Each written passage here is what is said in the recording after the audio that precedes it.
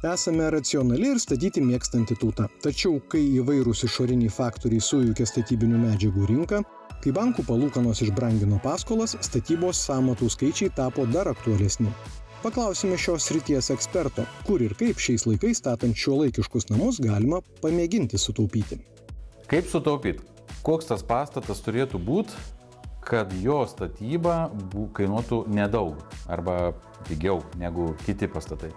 Tai aš sakyčiau, kad reikėtų žmonėm pasimokyti iš vystytojų. Nes vystytojai šitą klausimą yra jau visaip praskalbę ir žino, kokius pastatus reikėtų statyti. Tai pastatas turėtų būti super paprastos formos, idealiu atveju kvadratinis arba stačiakampis, be jokių kampų, kažkokių papildomų, be išsikišimų, be jokių kampinių langų. Langai dažniausiai plastikiniai, duris išorės plastikinės arba, galbūt gali būti ir šarvuotos kažkokios, bet vėlgi ten labai daug kas neinvestuoja. Stogas dažniausiai šlaitinis, bet modernus, be išsikišusių nuolajų stogų.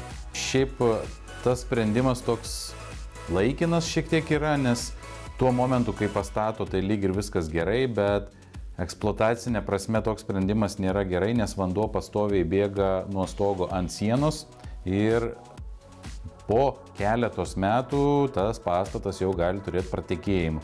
Tai tas nėra geras sprendimas, bet jis yra dėl taupimo padarytas. Vidinių sienų dažniausiai yra atsisakoma dėl to paties taupimo. Pastatukai dažniausiai yra nedideli, 80-100 kvadratų. Dažniausiai išorės apdaila būna dekoratyvinis tinkas, šiltinimo sluoksnį irgi stengiasi jau ant visiškos ribos daryti. Yra tokių, kurie stengiasi ir nebūtinai tą 30 cm uždėti, nes kas ten pamatuos, jau kai viskas sutvarkyta.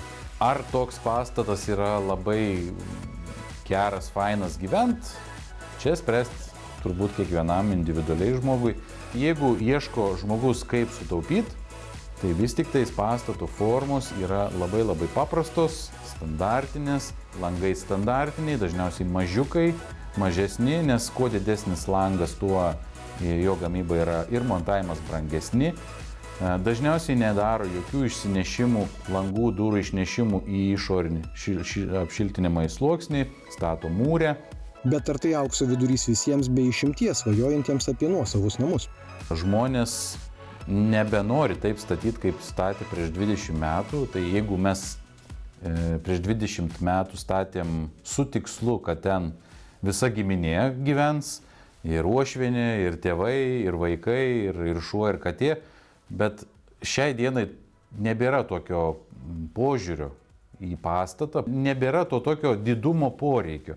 Visi stengiasi projektuoti pastatą jau pamąstant. Netgi gal sakyčiau taip, kad pastatas stengiasi projektuoti pagal savo gyvenimo stilių. Tai kad tarkim, kaip pavyzdį, jeigu žmogus, vyras ar moteris dirba namuose, tai aišku, kad tikėtina atsiras kažkoks darbo kambarys. Įprastu atveju jo net nebus ten, ar ne, tai jau tos patalpos nebėra. Tad nebijokite rinktis gal ir iš pažiūros paprastą projektą, tačiau juk jį irgi galite padaryti labai jaukų ir puikiausiai tinkantį ir jūsų šeimai, ir jūsų gyvenimo būdui.